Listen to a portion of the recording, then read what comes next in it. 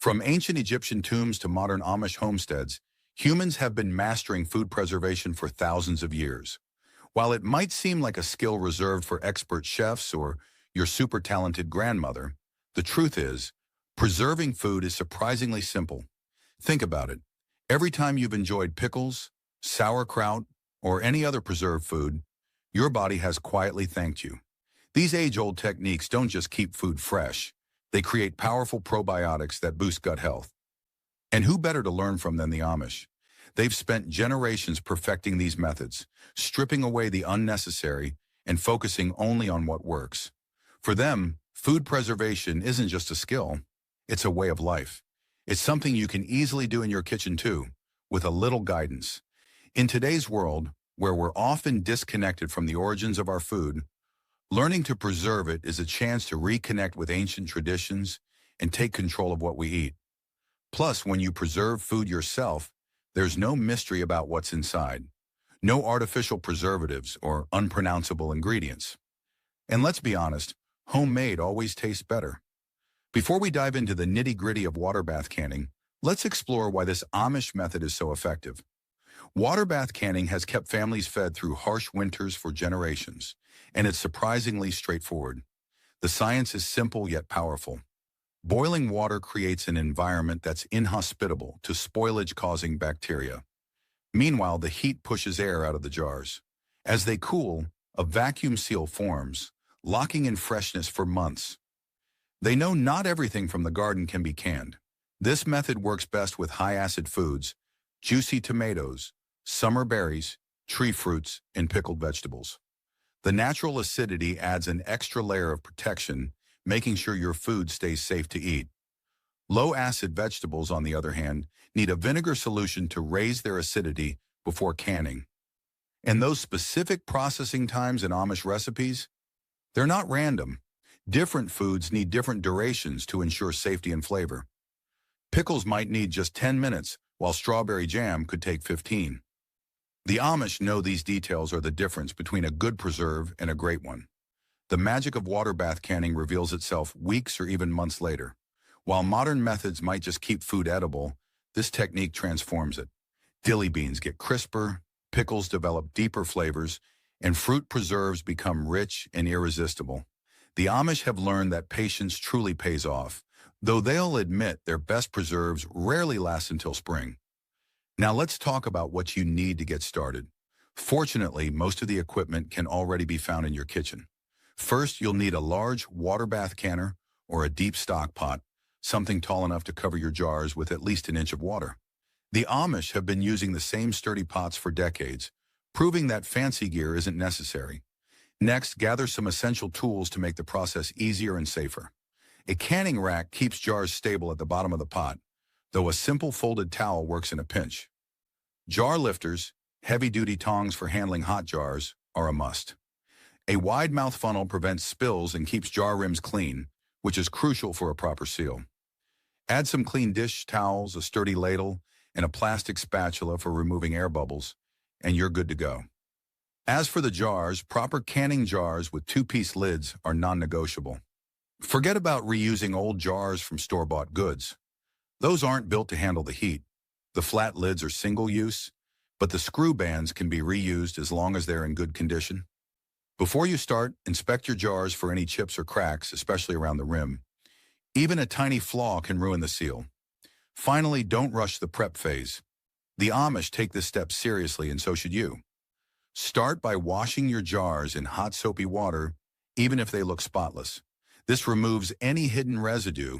Then sterilize them by submerging them in boiling water for 10 minutes, keeping them hot until you're ready to fill them. Sudden temperature changes can cause jars to crack, so handle them carefully. Don't forget the lids. Modern two-piece lids aren't reusable, so always start with fresh ones. By following these time-tested techniques, you'll not only preserve your food, but also a piece of history and tradition. Stay tuned for more on mastering this process with Amish simplicity. The Amish method for preparing lids is a foolproof system that ensures success every time. Start by placing the lids in a pan of very hot, though not boiling, water. This softens the sealing compound without damaging it. Let them rest in the hot water until you're ready to use them. Meanwhile, as your jars are sterilizing, fill your canning pot halfway with water and start heating it. Here's where the Amish mastery of time management comes into play. Having the water hot, but not yet boiling, saves you from the dreaded wait while your prepared food cools unnecessarily. Pro tip straight from Amish kitchens. Arrange your workspace before you even think about starting. Have all your tools within arm's reach, your towels ready for spills, and your counters clean and clear. Position your hot water pot, cooling area, lined with towels, and filling station in a logical order for smooth workflow.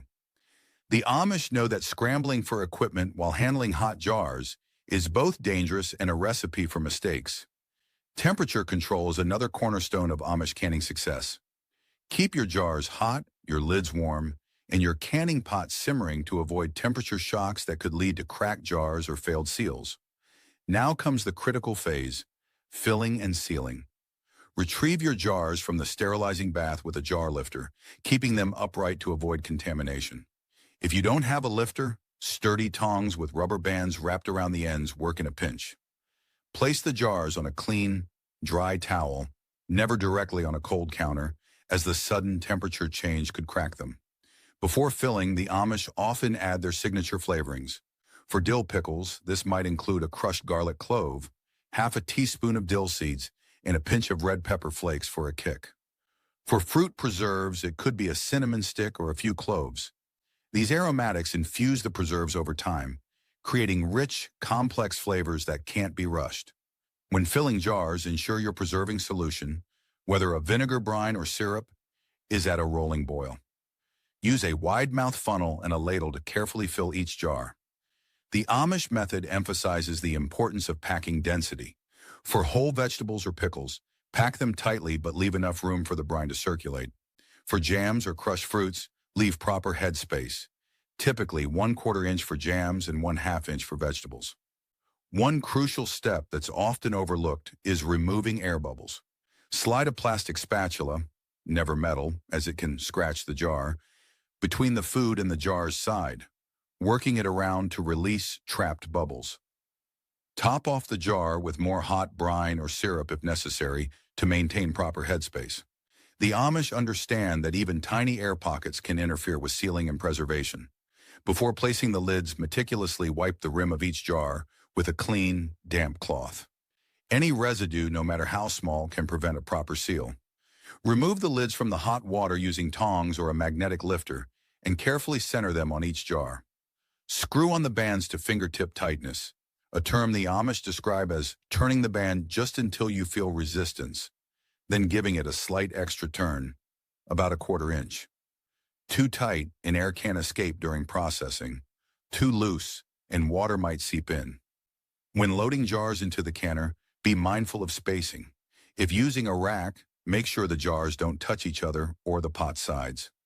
Lower the rack gently to avoid splashing water into the jars. If you don't have a rack, place the jars on a folded towel in the pot, keeping them separated. The water should cover the jars by at least 1 inch. Add boiling water if needed. Once the water reaches a full rolling boil, start your timer. This is where Amish precision shines. Processing times vary based on the recipe, jar size, and even altitude. The timer doesn't start until the water is boiling, and maintaining that boil is essential throughout the process. Keep a kettle of hot water nearby in case you need to top up the pot. When the timer goes off, resist the urge to immediately remove the jars. The Amish understand the value of gradual cooling. Turn off the heat and let the jars rest in the hot water for 5 minutes. This step helps prevent siphoning, liquid loss from the jars, which can interfere with proper sealing. After the rest period, carefully lift the jars straight out of the water using a jar lifter. Keep them level. Tilting can break the seal that's starting to form. The Amish are meticulous about this step, ensuring no water drips onto the lid, which could compromise the seal. Place the jars on a thick towel or wooden board in a draft-free spot.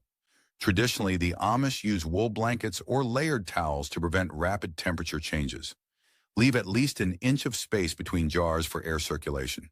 Soon you'll hear the satisfying ping sound as the lids seal. Not every jar will make a noise, but that doesn't mean it hasn't sealed. This attention to detail and respect for tradition is what makes the Amish method of water bath canning so effective. These techniques are as much about preserving food as they are about preserving a way of life. So here comes the hardest part, leaving the jars alone for 24 hours. No tilting, no checking the seals, and definitely no tightening the bands.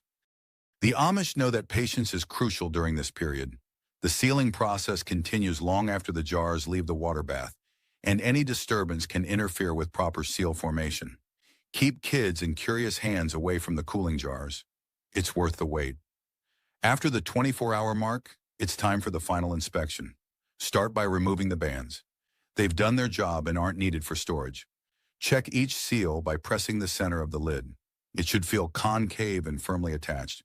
Test further by trying to lift the lid with your fingertips, without the band. If it stays in place, you've achieved a proper seal. The Amish also inspect for leakage or spurting around the rims and pay attention to the jar contents. The liquid should still cover the food, though some settling is normal. Consistent coloring is key. Any darkening at the top or cloudy liquid might indicate spoilage. The Amish have a simple rule. When in doubt, throw it out. It's better to be safe than sorry. For jars that pass the test, wipe them clean with a slightly damp cloth to remove residue or watermarks. The Amish often label their lids with the date and contents using a permanent marker, a straightforward system that works. Some even note recipe variations or which garden the produce came from, adding a personal touch to their organization. Storage is just as important as the preservation process. The Amish prefer root cellars, but any cool, dark, and dry spot will work. Avoid areas with temperature fluctuations, like near stoves or windows. Properly stored jars can maintain quality for at least a year, though the Amish recommend enjoying preserved food within that first year for peak flavor. Here's a clever Amish tip. Store jars without the bands. It might seem counterintuitive, but this makes it easier to notice if a seal breaks during storage. If you need to reattach bands for transportation or stacking, ensure they're completely dry and only loosely attached. Now that you know how to preserve fruits and vegetables, it's time to move on to meat, a cornerstone of Amish preservation traditions. But before diving into the hands-on process, let's understand why this ancient method has endured for generations. When the Amish preserve meat with salt, they're tapping into a process that's both incredibly simple and scientifically brilliant. No fancy gadgets or endless ingredient lists, just pure, time-tested know-how. It's a method that doesn't just keep meat from spoiling, it transforms it, creating rich, complex flavors you can't achieve with modern techniques. The science behind salt preservation is fascinating. Salt doesn't just dry out the meat, it sets off a chain reaction of natural processes. Harmful bacteria are eliminated, while beneficial changes enhance both safety and flavor. It's like nature's way of showing off, an effortless balance of preservation and taste enhancement. The key to successful salt preservation starts with, well, the salt itself. Simplicity reigns supreme. The only ingredient you need is pure, unadulterated salt. Avoid anything with additives or anti-caking agents. They can interfere with the preservation process. The Amish approach to meat preservation is refreshingly straightforward. You need three things: quality meat, a spacious container, and pure salt. Let's break it down to make sure you have the right setup. First, choose a container that's large enough to hold the meat with some extra space. The Amish often use wooden boxes or food-grade plastic containers. The material doesn't matter as much as cleanliness and sturdiness. The meat should lie flat, without touching the sides to ensure even curing. Think of it as giving your meat a roomy yet snug home for the next few days. When it comes to salt, this is where many people go astray. Head to your local store and look for coarse, unrefined salt or canning salt. Stay tuned as we dive deeper into this timeless technique, unlocking the secrets of Amish meat preservation. When it comes to salt for preserving meat, start by reading the labels carefully. You're looking for salt with just one ingredient, sodium chloride. No iodine, no anti-caking agents, and definitely no fancy minerals. The Amish insist on this purity because additives can interfere with the preservation process. Kosher salt or pure sea salt are your best options for this time-tested method. Now let's dive into the actual process. The Amish method might seem almost too simple for modern eyes. There's no need for weighing, measuring, or precise calculations. Instead, they follow a straightforward principle. Cover your meat completely with salt. Every surface gets treated, and whatever sticks naturally is exactly the right amount. Think of it as giving the meat a generous salt shower. No forcing, no overloading. Here's a crucial step that many beginners overlook: placing the meat on a cooling rack inside your container. This isn't just about keeping things tidy, it's essential for proper preservation. As the salt works its magic, it draws moisture from the meat, which needs somewhere to go. A rack ensures the liquid drains away, preventing the meat from sitting in its own brine. This small detail makes a big difference in the final result. Once salted and positioned, it's time to store the meat in a cool spot. Traditionally, the Amish use ice houses or root cellars. If you don't have either, your refrigerator works perfectly. The key is a stable, cool temperature. Place the container in your fridge, ensuring it's level and secure. Now comes the waiting game. 5 days is the usual target, but the Amish approach is to trust your eyes rather than a set calendar. Watch the liquid seeping from the meat. It should gradually slow and then stop altogether. When there's no more pooling at the bottom of the container, you're ready for the next step. After the waiting period, it's time to see if your efforts have paid off. Pick up the meat, and the first thing you'll notice is its transformed texture. What started as soft and pliable should now feel firm and dense, like a well-done steak that's been cooled. This firmness shows that the salt has penetrated deeply and done its job. Run your hand over the surface. The meat should feel compact and almost as solid as hardwood, firm but not brittle. If you encounter any spots that feel soft or squishy, those areas may need more time with a fresh layer of salt. Now comes a step that might surprise you: rinsing off the salt. Using cool, clean water, thoroughly rinse every surface of the meat. The goal isn't to remove the salt that's already worked its way into the meat. It's to wash away the excess surface salt, which could make the final product overly salty.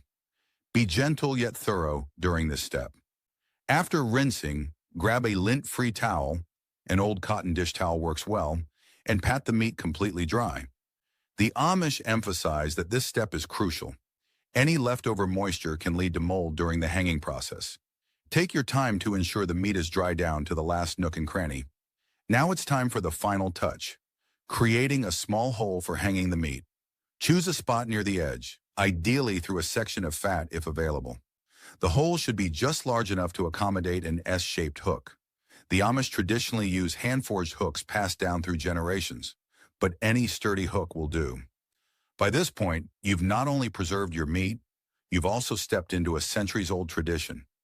Salt preservation doesn't just safeguard food, it transforms it, creating a product rich in flavor and history.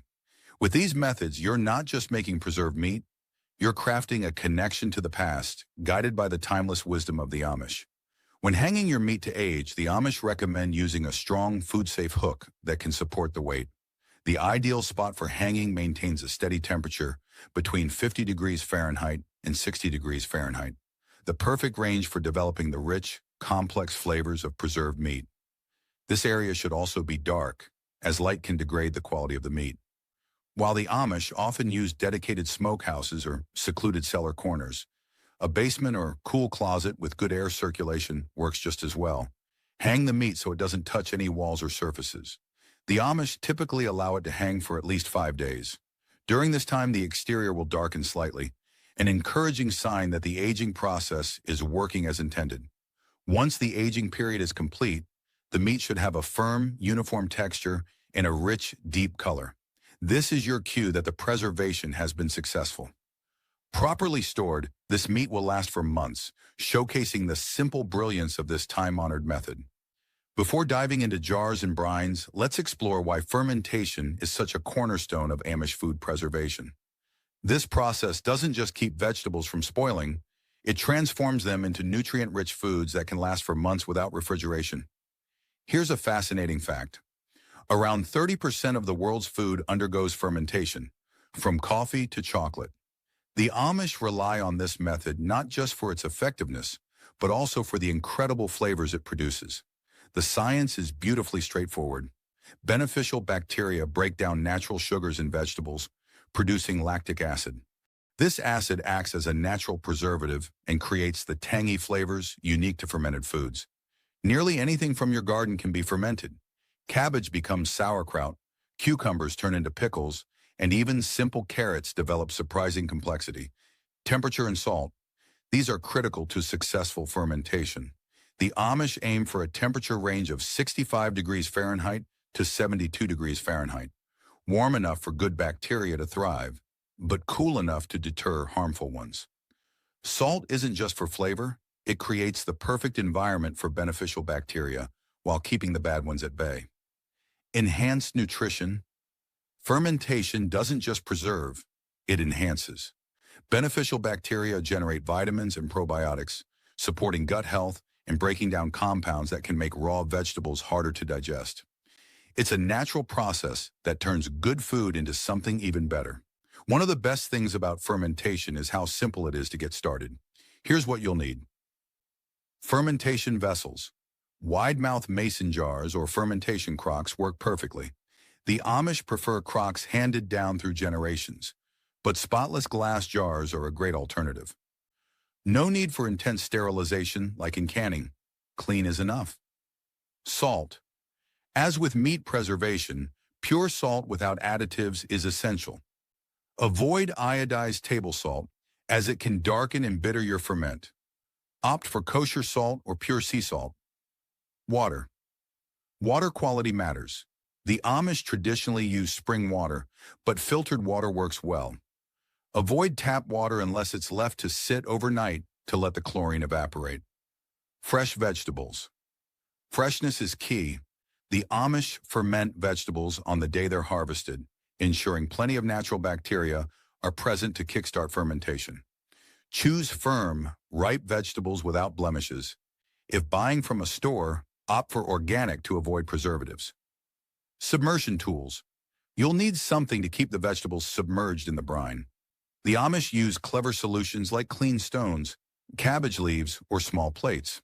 The goal is to ensure everything stays under the brine, where beneficial bacteria can work their magic.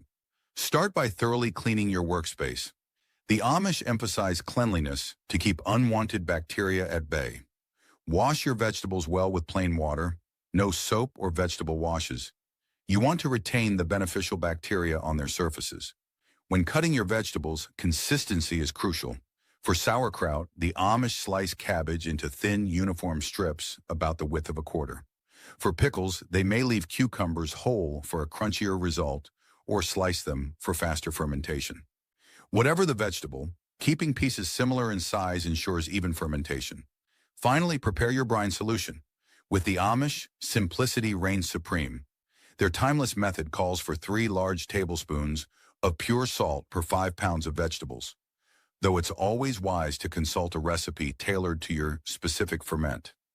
This time-tested process shows how the Amish blend practicality with the natural brilliance of fermentation, turning everyday produce into long-lasting, health-enhancing delicacies. Following the time-tested salt ratio mentioned earlier, dissolve the salt in unchlorinated water until it becomes completely clear. The Amish have a charmingly simple way of testing brine readiness. Float a fresh egg in the solution. If it floats, the brine is properly salted. Prefer not to use an egg? A clean potato just barely peeking above the surface works too.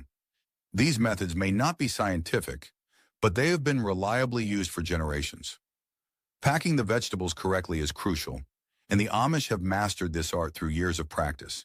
Start by placing your prepared vegetables into a clean jar or crock, but don't just dump them in. Add them layer by layer, pressing down firmly with clean hands or a wooden tamper after each layer. A beautifully simple Amish technique involves using whole cabbage leaves as a barrier. Save a few clean outer leaves from your cabbage and tuck them on top of your packed vegetables. Let the edges curve slightly along the container's sides to create a natural seal. If cabbage leaves aren't available, clean stones work well. The Amish often use special fermentation stones boiled for 10 minutes before each use to ensure cleanliness. Place the stone on top of your vegetables to keep them submerged. For those without access to stones, a practical alternative is a plastic bag filled halfway with brine instead of water, in case it leaks. This bag will conform to the shape of the vegetables while keeping them submerged. Headspace, the space between the brine surface and the top of the container, is critical. Leave about 2 to 3 inches to accommodate the bubbling during active fermentation and prevent overflow. Too little space leads to messy counters, while too much can increase the risk of mold growth. Temperature control plays a significant role in successful fermentation. The ideal range is 65 degrees Fahrenheit to 72 degrees Fahrenheit, 18 degrees Celsius to 22 degrees Celsius. The Amish are experts at finding perfect spots in their homes, such as basement corners or root cellars. A dark, accessible location away from direct sunlight and heat sources works best. Within 24 to 48 hours, you'll notice bubbles rising to the surface, a sign the fermentation process is underway. This living sign, as the Amish call it, confirms that beneficial bacteria are at work. The brine will become slightly cloudy, and a tangy, pleasant aroma will develop. Fermentation isn't a set-it-and-forget-it process. The Amish check their ferments daily, combining careful observation with all their senses.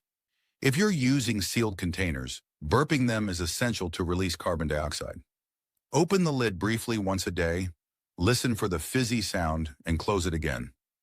Place jars in a shallow dish to catch any overflow during this process. The timeline varies, but most ferments take a minimum of 5 days, with 1 to 2 weeks being the sweet spot for peak flavor. Warmer temperatures speed up the process while cooler ones slow it down. The Amish take their time, understanding that slower fermentation often yields deeper, more complex flavors. To determine if your ferment is ready, rely on 3 key indicators. Taste. Start sampling after the 5th day. You're looking for a pleasantly tangy flavor without sweetness. Take small tastes daily to monitor flavor development. Smell. A clean, sour aroma indicates success. If you smell anything foul or rotten, trust your instincts. It's a sign something went wrong. Visual cues. The brine should be cloudy but not slimy. A layer of white yeast is normal and can be skimmed off. However, fuzzy or colorful growth, pink, orange, or black, is mold and signals the need to start over. Once your ferment reaches the desired flavor, it's time for cold storage. The Amish traditionally move their ferments to root cellars, where temperatures range between 32 degrees Fahrenheit and 50 degrees Fahrenheit, 0 degrees Celsius to 10 degrees Celsius. In modern homes, a refrigerator works just as well. Cold storage slows fermentation without stopping it completely. The Amish approach to troubleshooting is straightforward. Catch problems early. If vegetables float above the brine, adjust the weight. If the brine tastes too salty, make a note for next time, but don't dilute it now, as this could compromise the protective acidity. If it tastes too sour, it may have fermented faster than expected and is ready sooner. Daily monitoring and a proactive attitude ensure a successful ferment, creating flavorful, nutritious foods the Amish have